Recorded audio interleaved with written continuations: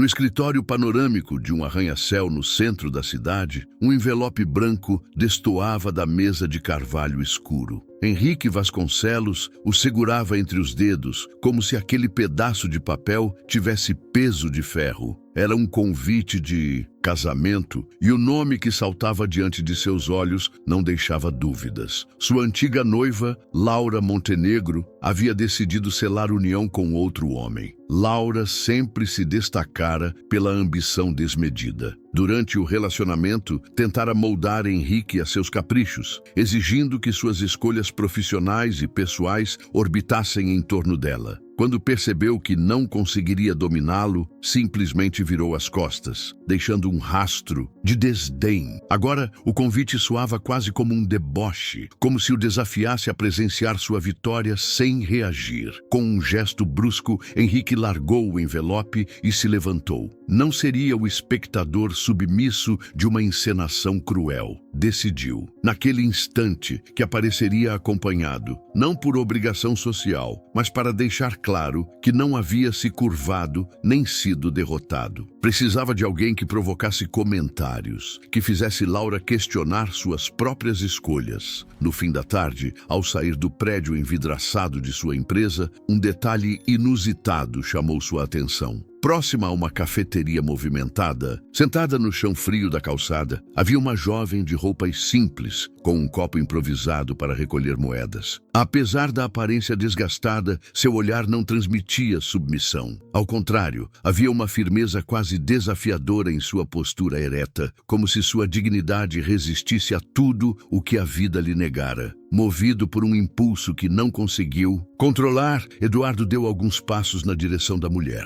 O contraste entre o terno impecável que vestia e as roupas simples dela chamava a atenção de quem passava, mas ele não se importou. "Precisa de alguma coisa, milionário?", disse ela de repente num tom carregado de ironia, como se estivesse acostumada a repelir olhares de superioridade. A provocação o surpreendeu, mas Eduardo manteve a compostura. "Dinheiro não. Tenho uma proposta." A mulher arqueou a sobrancelha, divertindo-se com a ousadia. "Claro, meu império de moedas está à venda. Quanto pretende pagar?" O sorriso dela tinha uma ponta de veneno, mas também uma estranha elegância. Eduardo não se deixou abalar. "Quero que me acompanhe a um casamento." Ela inclinou a cabeça, observando-o como se tentasse adivinhar seus segredos. "Que romântico. Mas não costumo me casar no primeiro encontro." O sarcasmo irritou Eduardo por dentro, mas ele não deixou transparecer. "Não se preocupe, não passa de encenação. Só tem que fingir ser minha acompanhante. Nada mais." A mulher ficou em silêncio. Por alguns segundos, os olhos fixos nele, como se buscassem respostas que ele não estava disposto a dar. Depois, respondeu com firmeza: "Aceito." "Nem quer saber quanto vai ganhar?"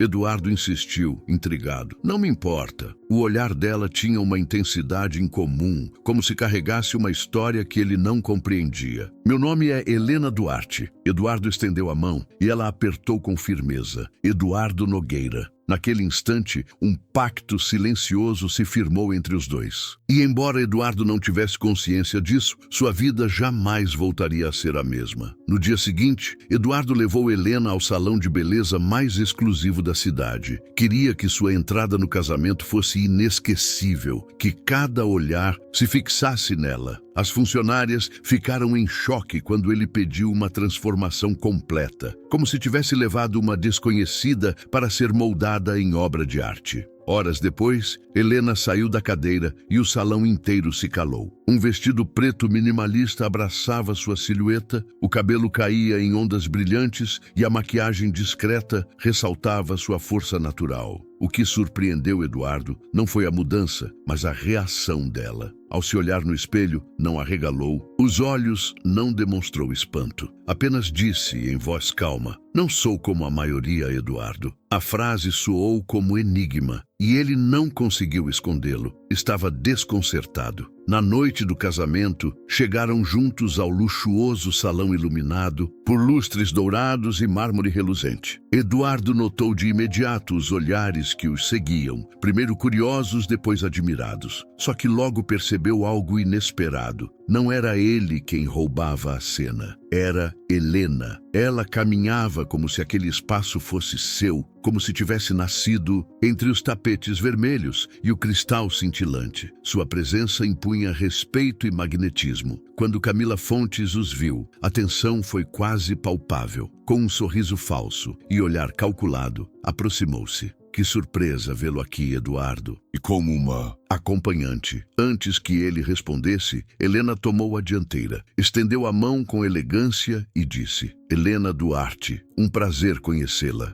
A forma como pronunciou o nome soou como um golpe invisível. Camila vacilou por um instante. Uá! Sorriso se desfez e Eduardo percebeu que pela primeira vez sua ex-noiva perdera o controle da cena. Durante o jantar, Helena contrariou todas as expectativas. Conversou com empresários e investidores sobre mercados emergentes, políticas econômicas e tendências de negócios, como se fosse especialista. Os mais influentes da sala se calaram para ouvi-la. Eduardo, até então convicto de que ela era apenas uma peça para provocar Camila, começou a questionar tudo. Camila, percebendo que estava sendo ofuscada, tentou ridicularizar Helena em público. Mas cada palavra venenosa era devolvida com classe, transformada em respostas inteligentes e afiadas. Helena não apenas resistia ao ataque, como dominava o ambiente. Eduardo, atônito, sentiu que o plano simples de vingança se transformava em algo muito maior, e a dúvida crescia em sua mente. Quem era de verdade aquela mulher? Nos dias seguintes, não conseguiu tirá-la do pensamento. Movido pela curiosidade, contratou um investigador particular para desvendar o passado de Helena Duarte. O que descobriu o deixou sem palavras. Ela não era apenas uma mulher misteriosa da rua. Vinha de uma das famílias mais ricas do país. O pai havia construído um império empresarial, destruído anos depois por uma traição brutal de um sócio. Arruinado e sem saída, tirou a própria vida. Pouco tempo depois, a mãe de Helena, incapaz de suportar a tragédia, também se foi.